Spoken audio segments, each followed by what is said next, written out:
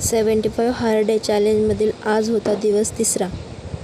तशी आज जाग लवकर आली होती, अलार्म वाजण्याआधीच. म्हणलं आता झोपण्यात काहीच अर्थ नाही. 15 मिनिटांनी अलार्म तर वाजणारच आहे. थोड्या वेळ स्वतःचंच वाईट अकाउंट बघितलं, इनसाईट्स वगैरे बघितले. अलार्मची नोटिफिकेशन आली. मग मी स्क्रीन रेकॉर्डिंग ऑन केली आणि माझं टार्गेट मला लगेच दिसलं 75 हार्ड डे चॅलेंजचं. मग उठले. उठल्याबरोबर लगेच ब्रश केला. लगेच गरम पाणी घेतलं प्यायला.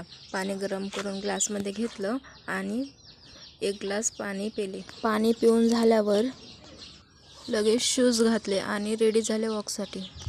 आणि अशा प्रकारे मी 1.5 तासात माझं 10,000 फॉलोअर्स टार्गेट कंप्लीट केलं.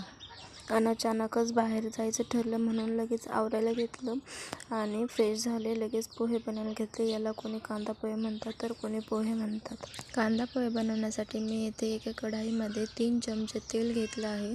तेल गरम झाल्यानंतर मी त्याच्यामध्ये जिरे आणि मोहरी टाकून त्याच्यानंतर कढीपत्ता, कापलेली हिरवी मिरची आणि 1 मीडियम साईजचा कांदा चिरून टाकला. हे सगळं मी चांगलं तेलामध्ये परतवून घेतलं.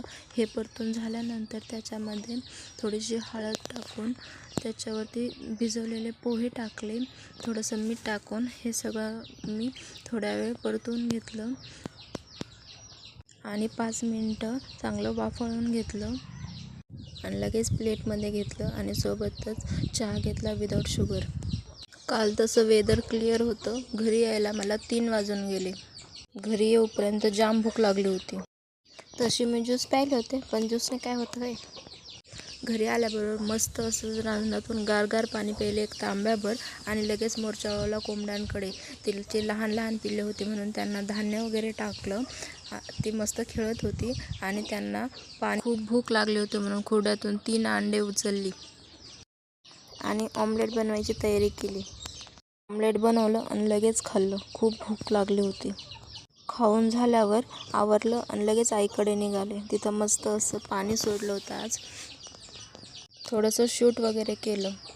त्यानंतर घरी आल्यावर आमच्या गावात कार्यक्रम होता, तिकडे गेलो. भव्य असा विठ्ठल रुक्मिणीचा रथ सजला होता. खूप एन्जॉय केला. ही मिरवणूक आमच्या पूर्ण गावातून निघाली होती. नंतर घरी येऊन रात्रीचं जेवण केलं. जेवणात आज होतं स्टीम राईस, बटाट्याची भाजी, टोमॅटो आणि दही.